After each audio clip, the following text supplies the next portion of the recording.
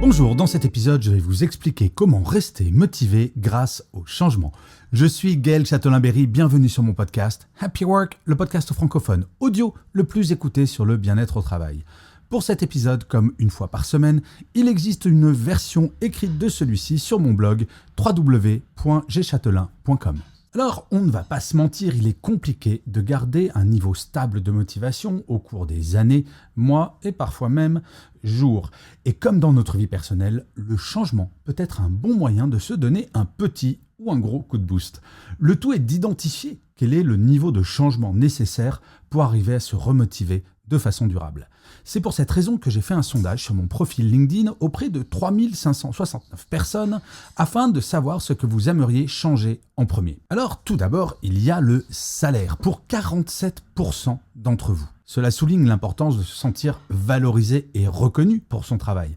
Si vous faites partie de ce groupe, voici quelques conseils pour vous aider à négocier une augmentation ou à trouver des opportunités mieux rémunéré. Tout d'abord, faites vos recherches. Connaissez la valeur de votre travail sur le marché et comparez votre salaire à celui d'autres personnes dans des postes similaires avec une expérience similaire. Il faut que vous soyez confiant et préparé. Ayez une conversation claire et directe avec votre manager sur vos attentes salariales.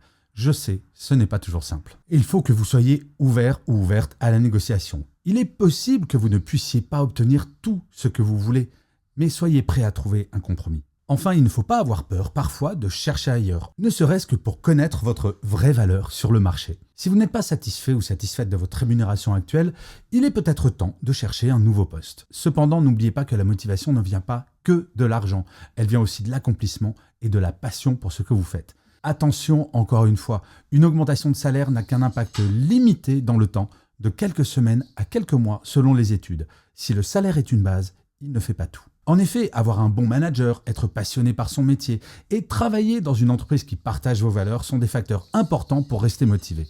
Si vous n'êtes pas satisfait ou satisfaite de l'un de ces aspects de votre vie professionnelle, il est peut-être temps de changer. Alors tout d'abord, changez de manager. 19% d'entre vous ont fait ce choix. Si vous avez une relation difficile avec votre manager, cela peut avoir un impact négatif sur votre motivation. C'est évident. Il est important de parler à votre manager de vos problèmes et de voir si vous pouvez trouver une solution ensemble. Si cela ne fonctionne pas, il est peut-être temps de changer de manager, en interne ou en externe d'ailleurs. J'ai connu cela une seule fois dans ma carrière et avoir une boule au ventre. Dès que je voyais mon manager, c'est compliqué à vivre au quotidien. Et le départ a été ma solution après des semaines passées à essayer d'améliorer la situation.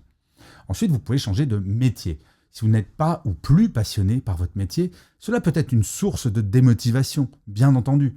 Il est important de réfléchir à ce que vous aimeriez faire et de prendre des mesures pour changer de carrière.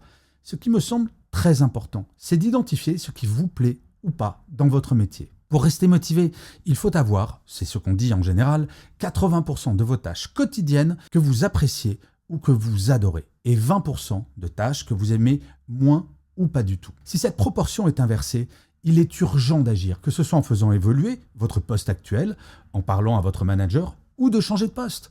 La formation peut aussi être une solution, mais plus longue s'il s'agit d'une reconversion totale. Alors, si vous ne vous sentez pas à l'aise dans votre entreprise, cela également peut affecter votre motivation. Il est important de trouver une entreprise qui partage vos valeurs et qui vous offre un environnement de travail positif.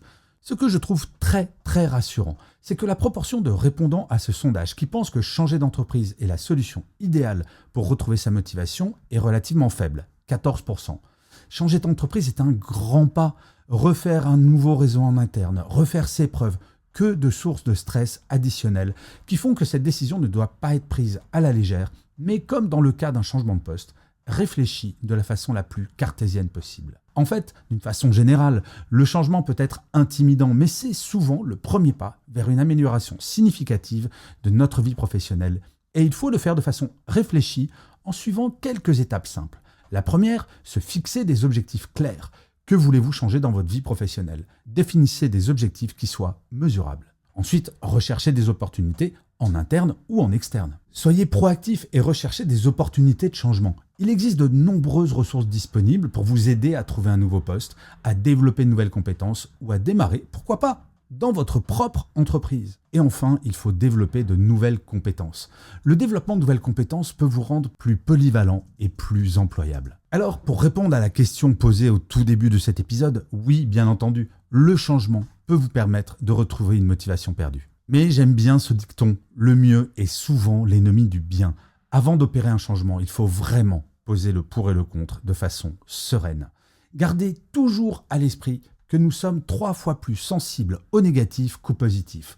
Si vous n'êtes pas totalement satisfait ou satisfaite de votre rémunération, mais que vous adorez votre entreprise, que votre manager est top et que vous aimez votre travail au quotidien, faut-il vraiment changer tout cela au risque de passer de 1 point négatif pour 3 positifs à une situation où la proportion serait totalement inversée?